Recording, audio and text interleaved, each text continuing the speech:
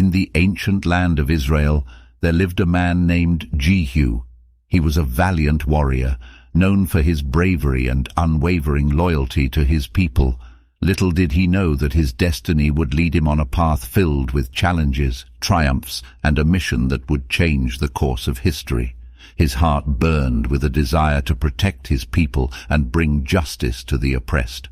Meanwhile, Elisha the prophet summoned one of the children of the prophets and told him, "Take this flask of oil with you and pour it over the head of Jehu, son of Jehoshaphat. Tell him the Lord anoints him to be king of Israel, tasked with a great mission." With the weight of this newfound responsibility upon his shoulders, Jehu set out on a journey to fulfill his destiny. He gathered a loyal band of warriors and began the arduous task of overthrowing the corrupt and idolatrous rulers who had plagued the land. Jehu's first target was King Joram, a wicked and oppressive ruler who had forsaken the ways of the Lord. Jehu and his warriors rode swiftly, their horses thundering across the land as they closed in on the king's palace. In a daring display of bravery, Jehu confronted Joram, drew a bow with his full strength, and smote Jehoram between his shoulders, and the arrow went out at his heart, and he sank down dead in his chariot. Word of Jehu's victory spread like wildfire, and the people rejoiced at the downfall of their tyrannical ruler. Jehu, fueled by his success, continued his mission to eradicate corruption and idol worship from the land. He set his sights on the powerful Queen Jezebel, known for her wickedness and manipulation. Queen Jezebel, upon hearing of Jehu's uprising, attempted to use her cunning to thwart his plans. But Jehu was relentless, his determination unwavering. He devised a plan to trap Jezebel within her own palace, where she would face the consequences of her actions. Finally, Jehu stood face to face with Jezebel, her haughty demeanor crumbling in the face of his righteous fury. When Jehu entered the gate of the palace, she shouted at him, "Have you come in peace, you murderer? You're just like Zimri, who killed his master." With a voice filled with authority, Jehu pronounced her judgment. Jezebel, once a powerful queen, met her end as she was thrown from the palace window, her fate sealed by her own eunuchs.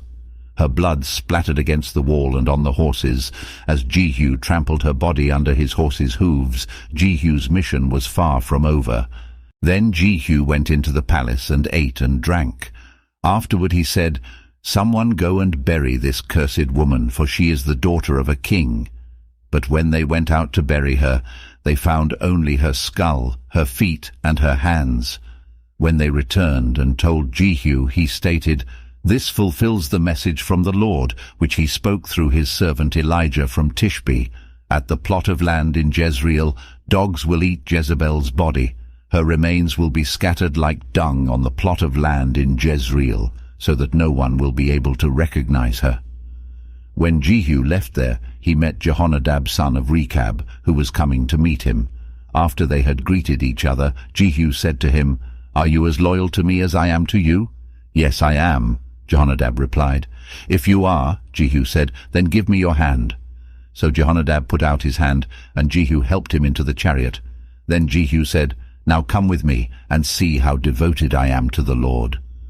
So Jehonadab rode along with him. Then Jehu called a meeting of all the people of the city and said to them, "Ahab's worship of Baal was nothing compared to the way I will worship him.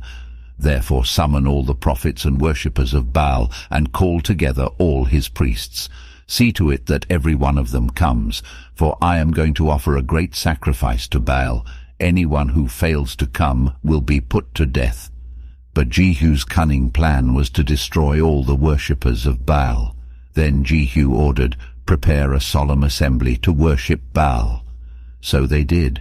He sent messengers throughout all Israel, summoning those who worshipped Baal.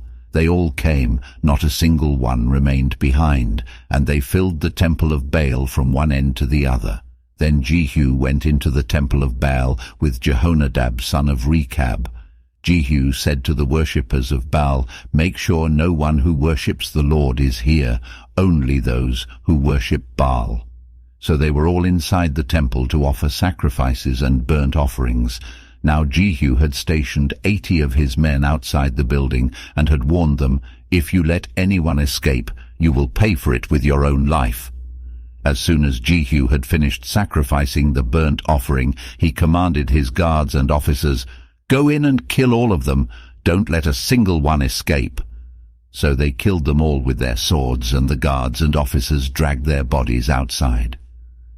Then Jehu's men went into the innermost fortress of the temple of Baal. They dragged out the sacred pillar used in the worship of Baal and burned it. They smashed the sacred pillar and wrecked the temple of Baal, converting it into a public toilet, as it remains to this day. In this way, Jehu destroyed every trace of Baal worship from Israel. He continued to purge the land of corruption and idol worship and those who sought to harm Israel. His reign was marked by a period of restoration and renewal as he worked tirelessly to bring the nation back to the ways of the Lord. Jehu's legacy as a courageous and just ruler spread far and wide. His name became synonymous with bravery, his story inspiring future generations to stand up against injustice and fight for what is right. The land flourished under his leadership, and the people rejoiced in their newfound freedom. But as time passed, the challenges of ruling a nation weighed heavily on Jehu. The burdens and responsibilities of his position began to take their toll. Despite his successes, Jehu's reign was not without its flaws and shortcomings. In the end, Jehu's story serves as a reminder that even the most valiant of leaders are not immune to the complexities and struggles of leadership. But his unwavering commitment to his people, his courage in the face of adversity, and his desire for justice continue to inspire generations to come.